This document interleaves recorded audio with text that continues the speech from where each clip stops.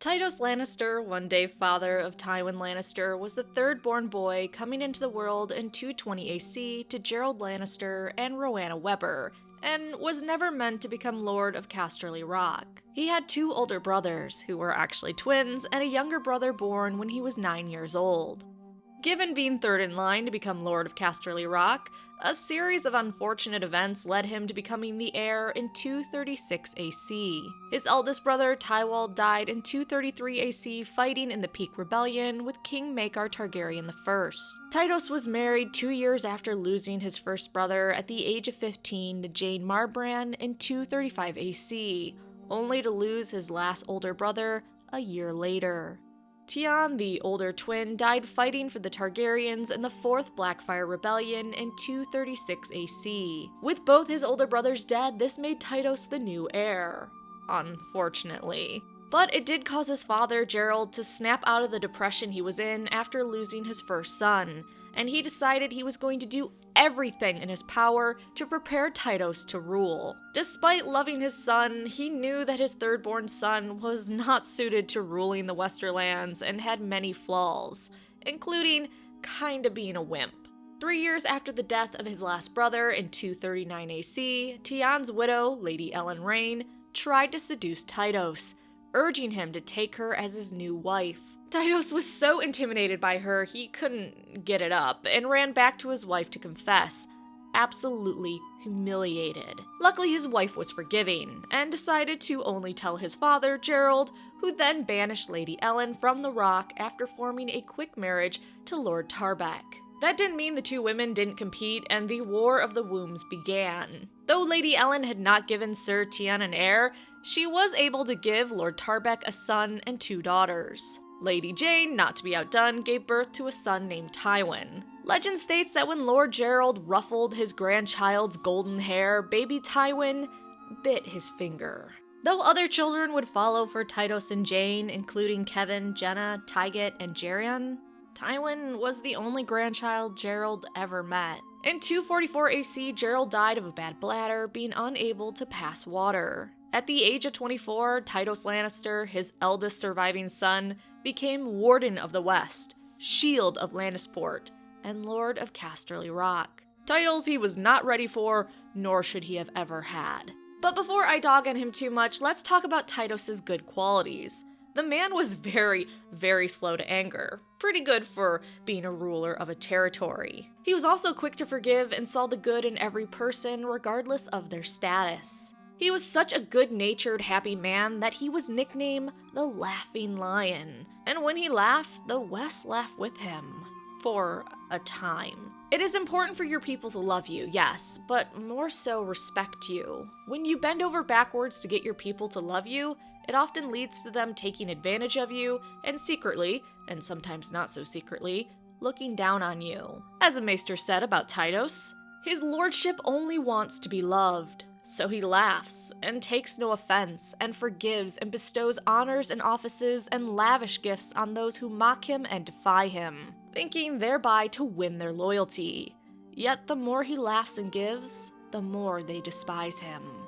Tytos was just far too trusting, too soft, too weak-willed, and too indecisive to rule effectively. He disliked war, and instead of acting on insults and threats, he would laugh them away when most of his ancestors would have had their swords out. This weak-willed and forgiving nature made him ripe to be taken advantage of. Many saw Tytos' rule as the perfect time to claim wealth, land, and power. His people began to borrow heavily from Casterly Rock and had no fear in not repaying the loans. Lord Tytos would simply extend the debts or forgive them, so why should they fear not paying back the lions? When others of the Westerlands caught wind of Tytos' generosity, people, even common merchants, began to flock to the Rock, begging for loans and taking vast amounts of gold. Because the Lord's people had such little fear and respect for him, corruption also began to spread throughout the Westerlands as his decrees and rules were largely ignored. In fact, disrespecting the Lord of Casterly Rock became a game called Twisting the Lion's Tail. Young knights and some squires tried to outdo each other as they attempted to twist the lion tail the hardest. At feasts and balls, guests would feel free to mock Tytos, even sometimes to his face. They joked about toothless lions. In his need to be loved, no one laughed louder at these jokes and insults than Lord Lannister himself.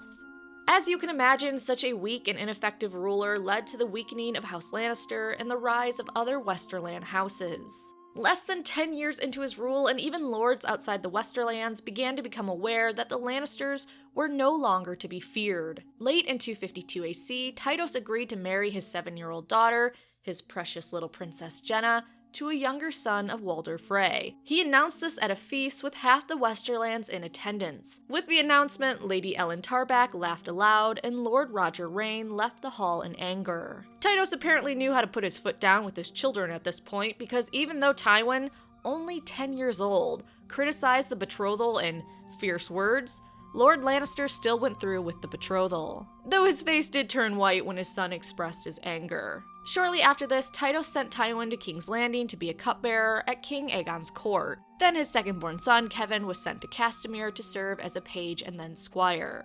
Now, during Tytos' time as Lord of Casterly Rock, the reigns of Castamere were slowly becoming an issue. They were a rich, old, and powerful house, and this only grew under Tytos' rule. Castamere at this time was controlled by Roger Rayne, the Red Lion, who was considered the deadliest sword in the Westerlands and widely feared for his skill at arms. His brother was just as dangerous, but in a far different way. Sir Reynard Rayne was incredibly charming and cunning. Together, the brothers made an impressive team. To make them even more dangerous, House Rayne's close allies, the Tarbacks, were growing in strength after centuries of slow decline, thanks to Lady Ellen Rayne, now Lady Tarback. Though she wasn't able to go to the Rock herself, she worked with the Red Lion to get vast amounts of gold from Tytos, knowing the man would not be able to refuse Lord Rayne. With this money, Lady Ellen, always after wealth and status, restored the crumbling ruins of Tarback Hall, rebuilding its curtain wall, furnishing its keep to rival any castle in the west, and strengthening its towers. Unfortunately, in 255 AC, Tytos would finally lose the nickname the Laughing Lion, only due to tragedy. His loved wife, Lady Jane, gave birth to their fourth son, Jerian, but she didn't recover from the labor, and within a month, his wife was dead. The loss of his wife destroyed the man, and if he was perceived as a poor ruler before, now he was downright terrible. In the years after her death, the Westerlands fell into one of the worst states they had ever been in since the Lannisters took control. Bandits and outlaws roamed the Westerlands, and more so than before, House Lannister's bannermen ignored Tytos and only took care of themselves. Even King Aegon V sent his own knights to the Westerlands 3 times to try to restore order because of how bad conditions were becoming. But this was very ineffective. As soon as King Aegon's men left, the conflicts would just start again. In 259 AC, when King Aegon died and the new king, Jaehaerys II, was too busy with the War of the Nine Penny Kings to pay attention to the Westerlands, and also he wasn't as nearly strong-willed as his father Aegon, the Westerlands just continued to go downhill. But with the War of the Nine Penny Kings came the chance for Tytos' 3 eldest boys, Tywin, Kevin, and Tyget, to prove themselves.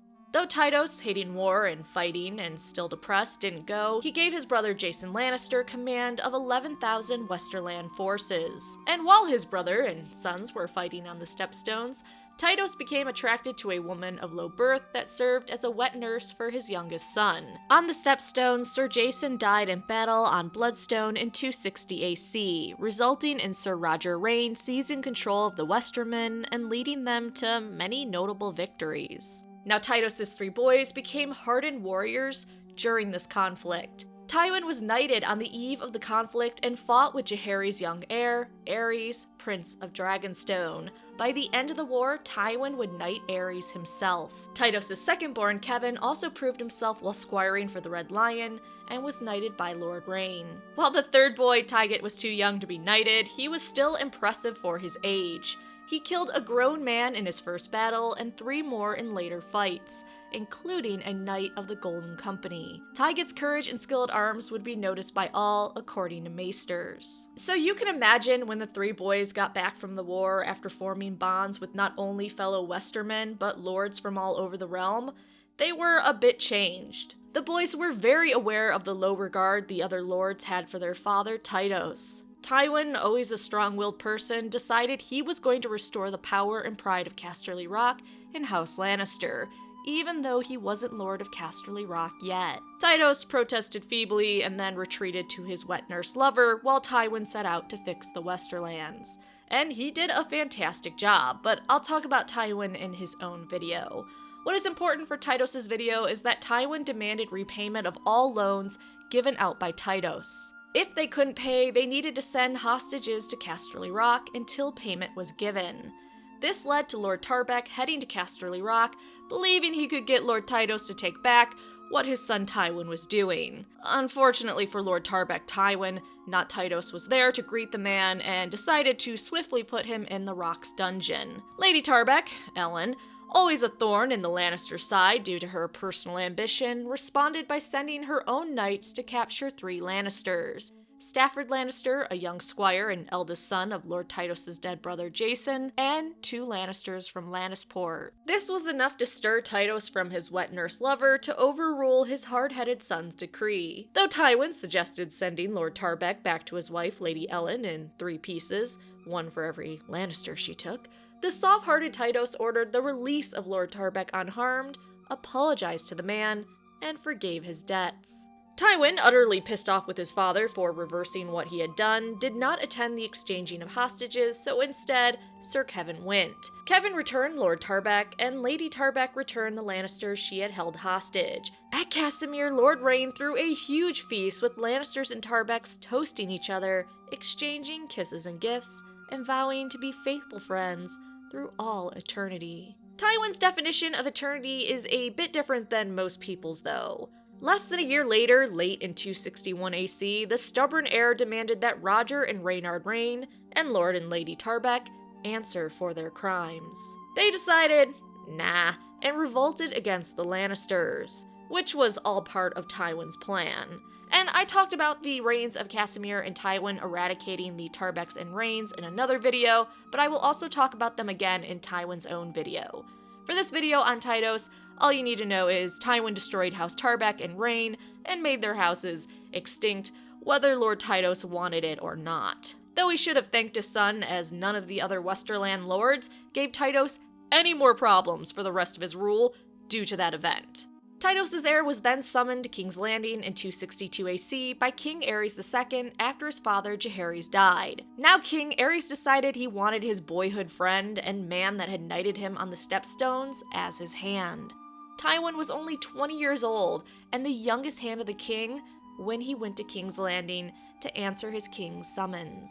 While Tywin was away in King's Landing, Tytos would create House Clegane when his life was saved by his kennel master. One autumn, sometime after the year 262 AC, Lord Tytos was out in his lands. Tytos made the mistake of getting between a lioness and her prey, and the lioness didn't seem to care she was the Lannisters' own sigil. The lioness attacked Lord Tytos, tearing into his horse, seeking to get to him.